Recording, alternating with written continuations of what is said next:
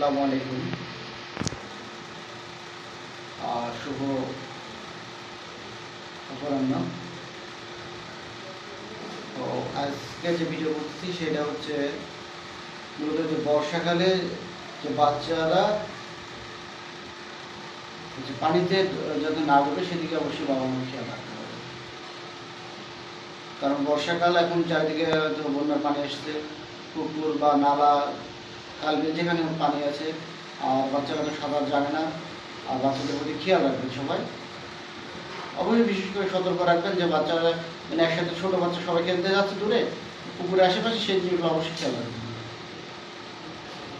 আর তারপরে হয়তো অন্যান্য যেমন পানিতে আপনারা নামলেও হয়তো কুমির বা অন্য কোনো জিনিস থাকতে পারে, ঠিক আছে, বন্যার সময়। সেই জন্য সবসময় নিশ্চিত হওয়া পর্যন্ত কোথাও তার কারণে পুকুরে নামার দরকার নেই। একজন সেফ নিরাপদ যদি না ফিল করেন, ঠিক আছে, সেই পুকুরে নামার দরকার নেই এরকম। আর বিশেষ করে বাচ্চাদের তো অবশ্যই খেয়াল রাখবেন। একসাথে অনেকগুলো বাচ্চাকে খেলতে দিলেন, মনে করলেন যে হয়তো একসাথে অনেকগুলো বাচ্চা আছে, নিরাপদ না। একটা বাচ্চা পড়ে গেলে ছোটো বাচ্চাদের তো ওঠানোর ক্ষমতা নেই, কারণ তারা তো সাঁতার জানে না।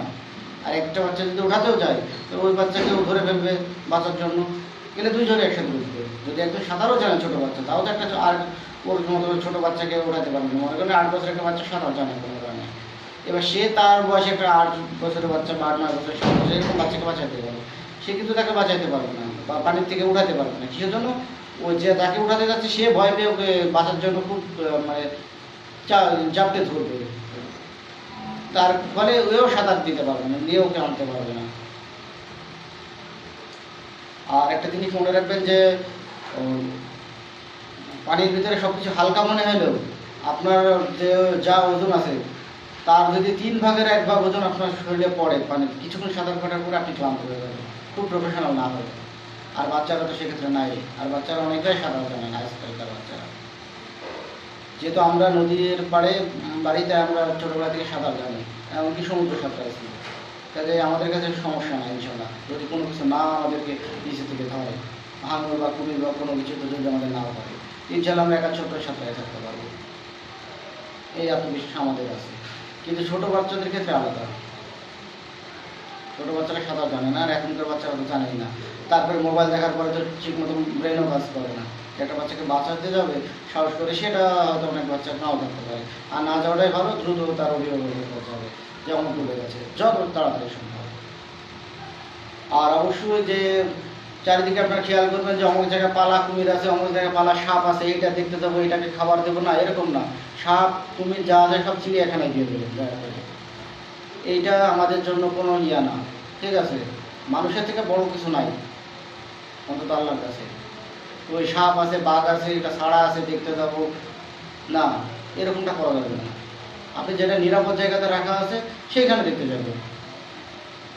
আর ওই যে কোনো জায়গায় নিয়ে ওই এই পশু নিয়ে ব্যবসা করা, এইটা থেকে এটা করলে এটা হয়, এটা না, এগুলো আসলে সবই হন্ডামি। আমি এই বিষয়ে কথা বলতে চাই না আসলে, তারপরে কথাটা আমি আসলে বলা হয়ে গেল। আমি ধর্মের বিষয়ে কথা বলতে চাই না। আমি সবসময় মানুষকে সচেতন করার চেষ্টা করতেছি। বিশেষ করে আমার ওই যে একটা স্লোগান থাকবে সব শেষে, যে আমরা ডিটারজেন্টকে না বলি। প্রত্যেকটা সিচুয়েশনে আমি প্রত্যেকটা ভিডিও শেষে আগে আমি এটা বলার চেষ্টা করব। আমার মেন স্লোগান, হয়তো পানিতে ডুবে বাচ্চা হয়তো বা মানুষ মারা যাচ্ছে প্রতিদিন, হয়তো বা এখনকার সময় হয়তো 8টা-10টা মারা যেতে পারে সর্বোচ্চ, আমি জানি না। আমি চাই না যে একটা প্রাণহানি হোক, প্রত্যেকে অনেক দিন বাঁচুক, সে বৃদ্ধ হয়ে মারা যাক। আর আমি চাই যে আমি সারা জীবন না মরি, এটা আমার কাম্য মনে মনে, ঠিক আছে। আর আরেকটা বিষয় যে যে আপনারা যে ওই যে ইয়াগুলো ব্যবহার করতেছেন, ডিটারজেন্টগুলো, এগুলো আপনাদেরকে খুব তাড়াতাড়ি মারতেছে। ওইগুলো আপনাকে মানে খুব মানে অল্প সময়ের ভিতরে মেরে ফেলবে, হয়তো আধা ঘন্টার ভিতরে পানিতে ডুবে মরবে। আর এইটা আপনাকে পঙ্গু করে মারবে আস্তে আস্তে। শুধু আপনাকে না, আমাদের যে 18 কোটি 20 কোটি মানুষের জনসংখ্যা, ওই সবাইকে আস্তে আস্তে মারতেছে, ঠিক আছে। তাহলে সব থেকে বেশি ভয়ঙ্কর কিন্তু আপনি সে সাপ বলেন, তারপরে বাঘ বলেন, কুমির বলেন, সব থেকে বেশি হচ্ছে ভয়ঙ্কর কিন্তু আমাদের হচ্ছে খাদ্য ভেজালটা, এবং যে ডিটারজেন্ট ইউজ করতেছি অজ্ঞতার কারণে সেইটা। তা আমরা প্রত্যেকটা বিষয়ের জন্য খেয়াল রাখি, এবং আস্তে আস্তে আমরা যেন অন্য জাতির মতো সভ্য হতে পারি এবং সভ্য হওয়ার চেষ্টা করব। কারণ তারাও মানুষ, আগে তারা কিন্তু অসভ্য ছিল, তারা আমাদের দেশ লুটপাট করেছে। যখন আমাদের বিভিন্ন দেশ লুটপাট করেছে কিন্তু এশিয়া, আফ্রিকা, তারা কিন্তু এখন দেখেন ওরা কিন্তু সভ্য হয়ে গেছে, মানে আমরা কিন্তু অসভ্য হয়ে গেছি। আশা করবো যে আমরাও সভ্য হবো ওদের মতো, হয়তো অনেক কিছু ওদের মতো নিব না আমরা, না নিয়ে আমাদের ধর্ম অনুযায়ী আমরা সেইভাবে সভ্য হবো। হয়তো ওদের মতো অনেক কিছু আমরা নিতে পারবো না, কিন্তু আমরা যেটা নিতে পারবো সভ্য হওয়ার, মানুষের সাথে ভালো ব্যবহার করা, খাবার ভেজাল না দেওয়া, এগুলো তো আমাদের করতে কোনো আপত্তি নেই।